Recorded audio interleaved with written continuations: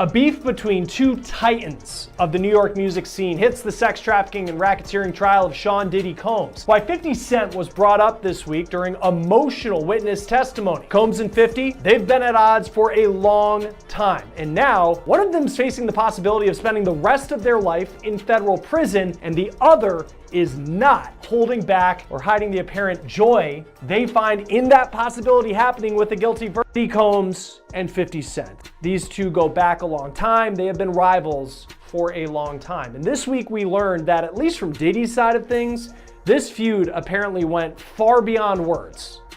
50 Cent's name came up during the testimony this week of Capricorn Clark. She is a former assistant of Sean Combs, who went on to become the head of marketing for his Sean John clothing brand. Clark rose successfully and professionally through the ranks of Diddy's world during her time working for him, which stretched between 2004 to 2018, so she saw a lot. Clark claimed that Diddy would threaten her, and she says he even kidnapped her in 2011. All of this matters as we build up to how 50 Cent kind of factors into what she said on the stand. Now, Capricorn Clark started working for Bad Boy after she worked for Death Row Records. Now that's surprising, since Death Row was ran by perhaps Diddy's most hated enemy, Suge Knight. Clark said that one of her good friends had a baby with Suge Knight, and that's how she knew him. And in perhaps the most shocking story from her testimony, Clark claimed that shortly after she started working for Diddy, Diddy and his security guards took her to Central Park after dark, and Diddy said, quote, "He told me he didn't know that I had anything to do with Suge Knight, and if anything happened, he would have to kill me." It is an allegation that paints Combs as someone who is ready to take a life. But as Capricorn Clark's testimony continued, she brought up another rival of Sean Diddy Combs and another allegation that he made an ominous threat of violence. Clark testified, when working for Diddy, they went to a press event at MTV and 50 Cent was there. And just wait until you hear what she says Diddy told 50's manager. 50 Cent's real name is Curtis Jackson. He rose to fame in the early 2000s. You might remember songs like In the Club. You might remember that he was the leader of the rap group G-Unit. Now, 50 grew up in Jamaica, Queens, New York. Diddy, also a New York native. He was born in Harlem, grew up in Mount Vernon, New York, just about 20 miles away. And even though they both had success in music, they both rose to fame representing the city of New York and the rap scene there, they have been longtime rivals. In 2006, 50 Cent released a diss track about Diddy. So almost 20 years ago, this goes back a long way. And in that diss track, he says, quote, "Who shot Biggie Smalls? We don't get 'em.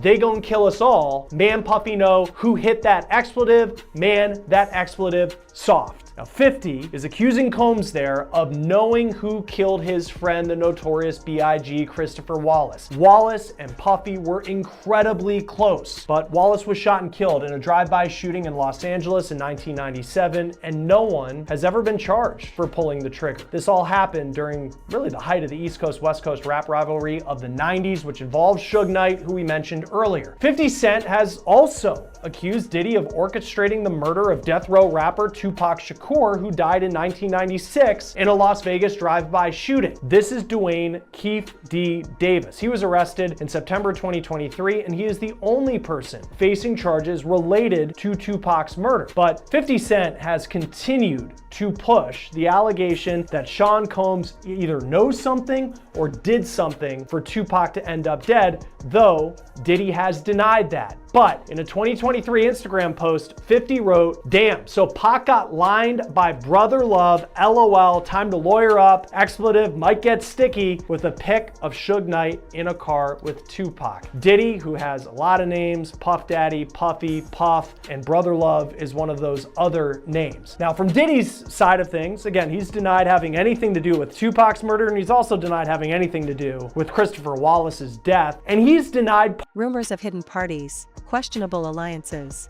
and scandals that never seem to stick. In an industry where secrets are as valuable as platinum records, those whispers were always just that, background noise. Until now.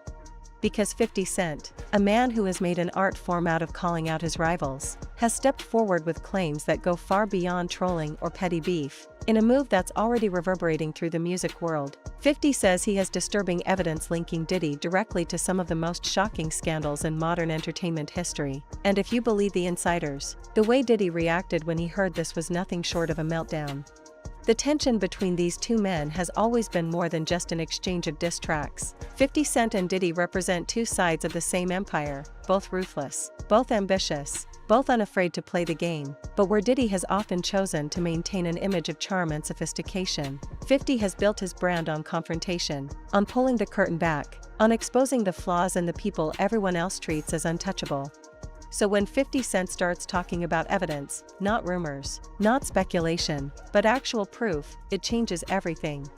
Publicly having issues with 50 Cent. Here's what Combs said when he was asked about a beef with 50 in a 2018 interview with the radio show The Breakfast Club, Power 105.1 FM. Hey, yo, I don't have no beef with I don't know why. With Fifth. He loves me. He loves me. Do y'all really can't have see a it? beef? I mean, y'all can't see it. No, we can't Y'all see it, can't see man. that he loves me? But see, you really think that's hate?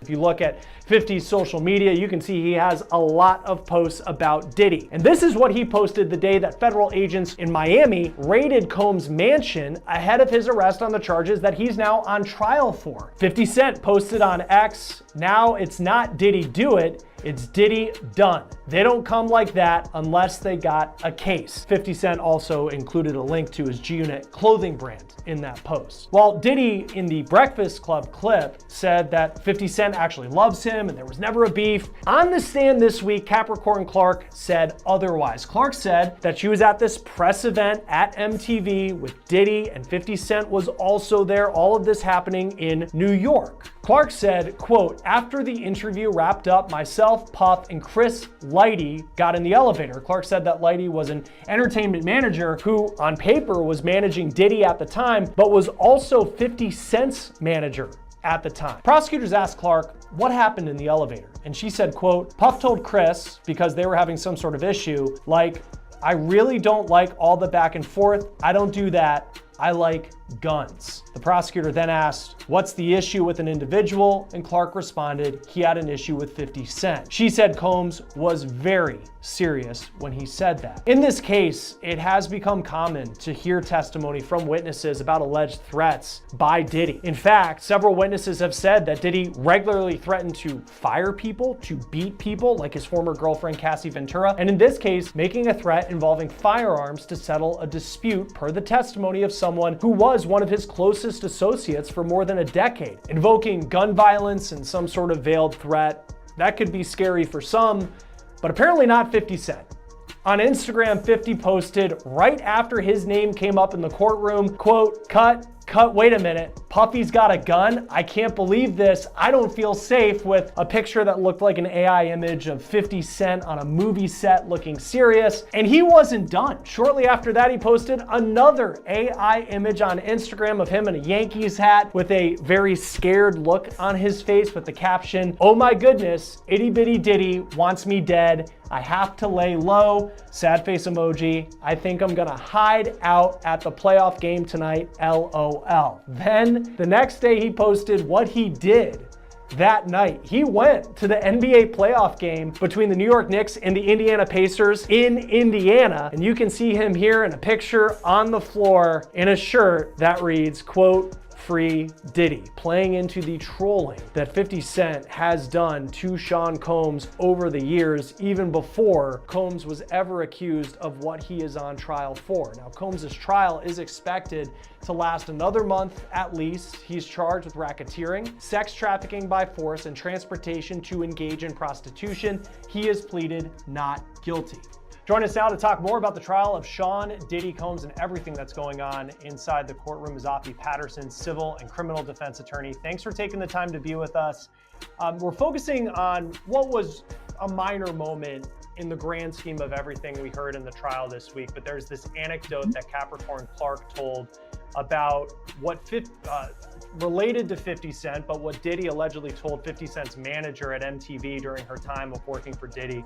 What did you make of that? Sean Combs saying, "I don't like the back and forth, but I like guns." I think it goes to the overall case. They've been saying that Diddy was a dangerous guy. If he made a threat, he could back it up. And I do recall reading that she said that his demeanor was very, very serious. And knowing knowing his history, his violent history, knowing about the beef between Biggie and Tupac, I think that it probably frightened her.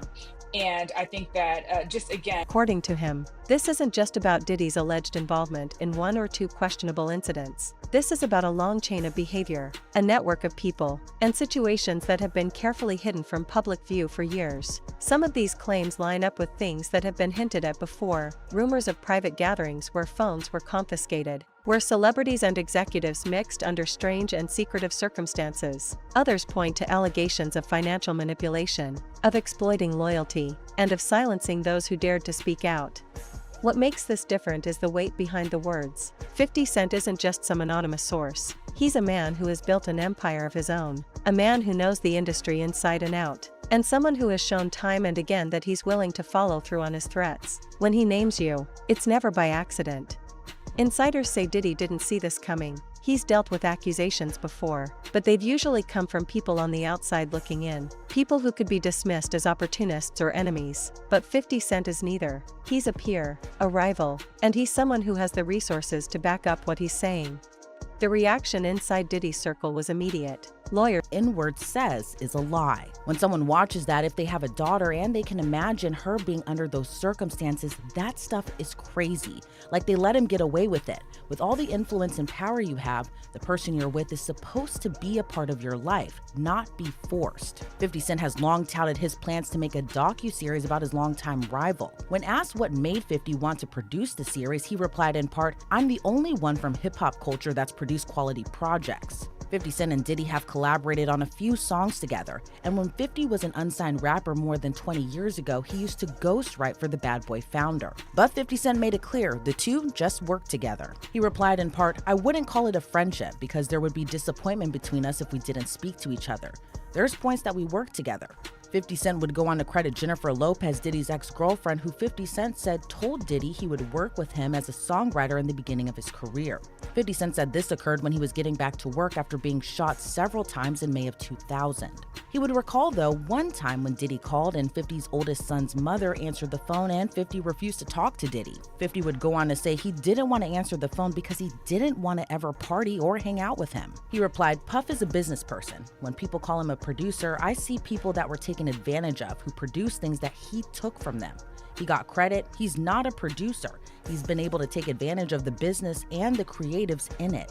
I don't have any interest in doing that. I actually fall under the creative." Numerous amount of lawsuits, Diddy's famous friends have kept noticeably silent on the allegations he faces. That's except for one famous friend, Stephen Jordan, aka Stevie J, who's Diddy's longtime friend. After Rodney Lil Jones Jr. filed his federal lawsuit against Diddy earlier this year, in which he referenced Diddy's infamous parties as seemingly the scene of a number of the allegations he now faces, including sex trafficking, forced drugging, and compromising footage of celebrities that have been held as blackmail. Stevie J seemingly responded with a post to Instagram with the caption, "This is what a real Diddy party looks like." The video showed a number of famous faces, including Jay-Z and Beyonce, Kim Kardashian, her then-husband Kanye West, Naomi Campbell, and several others who were all together to celebrate Diddy's 50th birthday in 2019. Fast forward to 2024, 50 was asked why there have been so many silent voices when it comes to celebs speaking out about Diddy, as if they're afraid to speak up.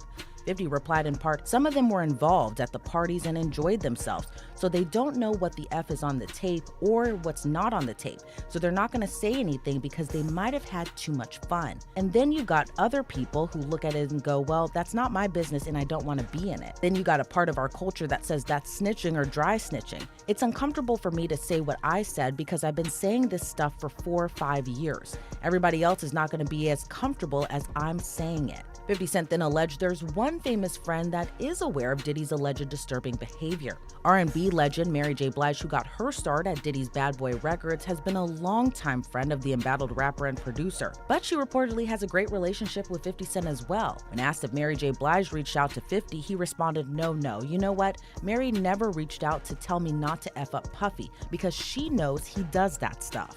As Diddy and 50 Cent have long been in the rap game, they share another commonality, and that's 50 Cent's ex-girlfriend and the mother of his youngest son, The courtroom lights dimmed, the world was watching, and one man, Diddy, was about to face the most intense trial of his career.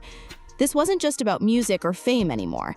It was about survival, secrets, and decades of power plays finally unraveling. And in the shadows, 50 Cent, the same man who's been trolling Diddy for years, was waiting with a smirk. Because for him, this wasn't just justice, it was payback.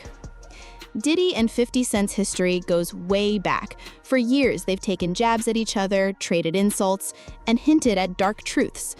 But when these courtroom testimonies started rolling in, 50 Cent didn't hold back. Every update became another weapon for him to post, another way to clown Diddy in front of millions. For fans, it felt like the beef wasn't just about rap anymore. It was about exposing everything Diddy thought he could hide. Then came Capricorn Clark, a name many knew from behind the scenes, suddenly stepping into the spotlight. Her testimony wasn't just words, it was a dagger. She painted a picture of Diddy's world, the control, the manipulation, the secrets everyone was too scared to say out loud. And the more she revealed, the more people asked, if this is true, how much darker does the story get? And of course, 50 Cent wasted no time. Every post, every meme, every told you so was his way of twisting the knife. To him, this wasn't just about seeing Diddy fall, it was about proving he'd been right all along. Fans flooded the comments, some shocked, some laughing, some wondering if Diddy's empire could ever recover. Because now, it's no longer just about music beefs, it's about whether one of the most powerful men in hip-hop will survive the weight of his own past. And 50 Cent? He's sitting front row, making sure every single downfall gets broadcast to the world. Inside the courtroom, every word hit like a grenade. Cameras weren't allowed, but leaks and live updates spread like wildfire. The silence after each revelation felt heavier than the testimony itself. People weren't just listening, they were holding their breath. Because this wasn't just gossip anymore, it was evidence. And evidence could topple an empire.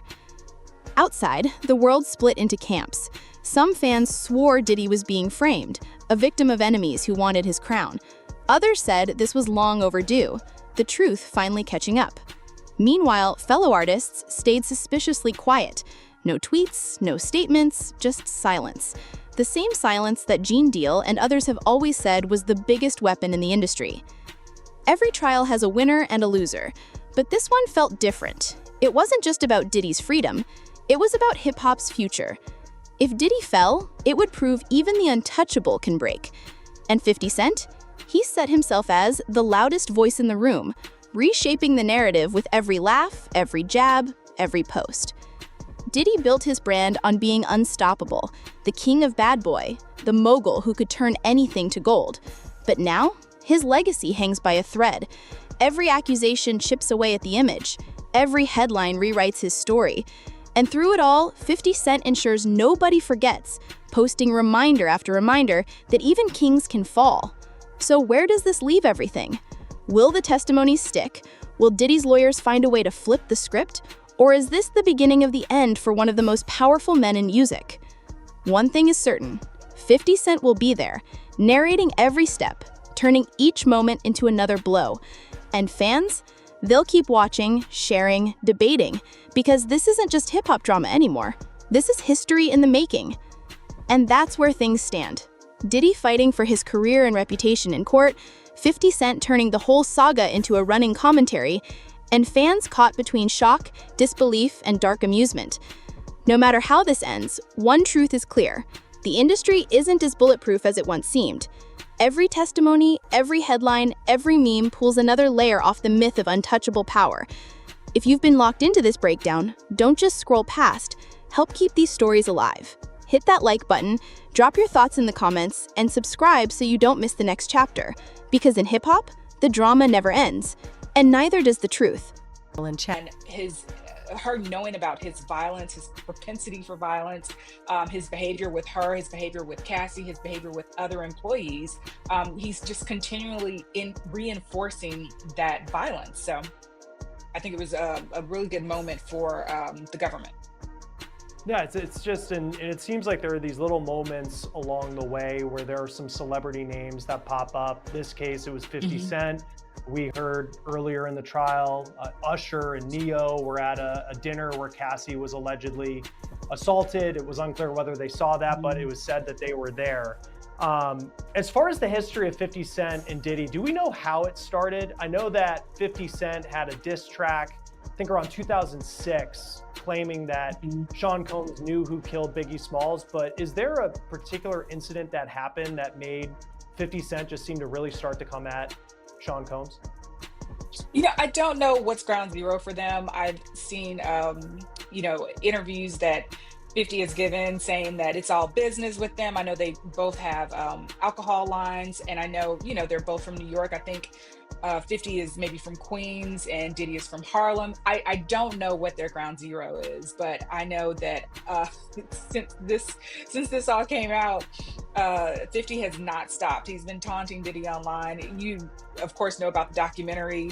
I believe it got picked up by Netflix, and he is supposedly donating the proceeds to victims of domestic violence. Diddy has had his knee on his neck and his foot to the gas on Diddy for a while. But again, I don't know where it started.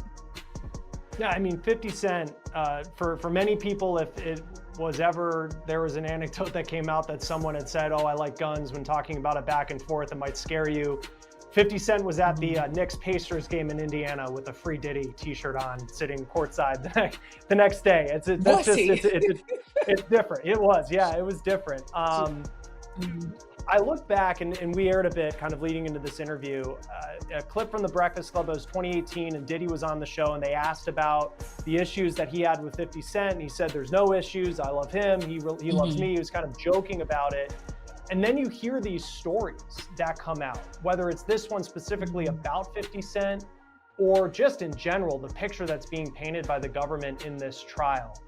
For you, has kind of the image of Sean Combs and who you thought he was, has it changed during the course of what we've seen over the last couple of weeks? Certainly over the course of what we've seen, but I think I've seen an interview where 50 said, if you want to go nowhere, go to Diddy. If you're ready for your career to die, go to Diddy. It's long been rumored that Diddy didn't necessarily treat his artists properly, and if you look through his roster of artists, you'll see a lot of individuals whose careers probably started off really, really well, but they ended up with no money. That's long been the rumor. There've been rumors of abuse by Diddy toward Cassie and toward Kim and some other women as well. Even when he was at, I think Uptown is where he originally started. So there've always been rumors, but nothing really solidified and verified like we've had in this trial. It's been awful. I think it would be awful for that very often they would see the same men over and over again for years. In July of 2024, Jane testified, for instance, that she suggested to Mr. Combs that they call Paul. Jane explained that she told Combs she, quote, missed Paul. When asked why she said that, she responded, because I did. This was a lifestyle, one that both Miss Ventura and Jane chose. One they all, as grown adults, had a right to choose. Like many aspects of sex and intimacy, it was not without its complications, its bouts of jealousy, and at times, its frustrations. But that is a hallmark of any serious romantic relationship, and that is what these were, serious, long-term romantic relationships. By the way, not surprising they're really focusing on this because, again, he was acquitted of sex trafficking. They highlight how the jury didn't find sex trafficking of Jane or Cassie, that it didn't occur. There was no force, fraud, or coercion that was used to induce these women to engage in commercial sex acts. For transportation to engage in prostitution, what he was convicted of, the prosecution didn't have to prove that violence was used or that fraud was used or threats were used. It was just, did you transport these women and men for the purposes of sex work, commercial sex acts? And obviously the jury convicted him of that. And they highlight all the jury found was that there was prostitution, payment of porn stars and escorts. And they highlight that he is a swinger, or under the Mann Act, a John. And they argue he doesn't deserve to be locked up for this. Quote, Sean Combs should not be in jail for this conduct. In fact, He may be the only person currently in a United States jail for being any sort of John, and certainly the only person in jail for hiring adult male escorts for him and his girlfriend when he did not even have sex with the escort himself. Over the last 75 years, the White Slave Traffic Act has been limited to defendants who cause interstate travel for financial gain through the business of prostitution. That Sean Combs remains in jail for being convicted of being a customer of consensual adult sex services makes this case truly exceptional. Not only is prosecuting the users of adult prostitution services inconsistent with the Mann Act, it's inconsistent with the prosecution policies of the district attorneys of Manhattan and the city attorney of Los Angeles, California, two of the three locations where this prostitution allegedly took place. In addition, Mr. Combs is incarcerated while everyone else involved in this identical conduct, his girlfriends, the cowboys, the agency leaders, the porn stars, and others, walk free, as they should. If there was ever a fact pattern that was exceptional under the Mann Act, it is this one. And then they move on to another argument, that the Department of Justice, the DOJ, has usually only charged Mann Act violations when there's financial gain. And they even cite a number of cases in the Southern District of New York, where Combs was prosecuted, that apparently involved defendants that set up a prostitution business for profit. Again, trying to distinguish between Combs' conduct and these cases. He never did any of this for profit, they argued. And they even cite the 1953 U.S. Attorney's Manual that says, quote, as a general rule, prosecution should not be instituted in the so-called non-commercial cases. And they claim the Department of Justice manual today, quote, makes clear that the prosecution of customers involves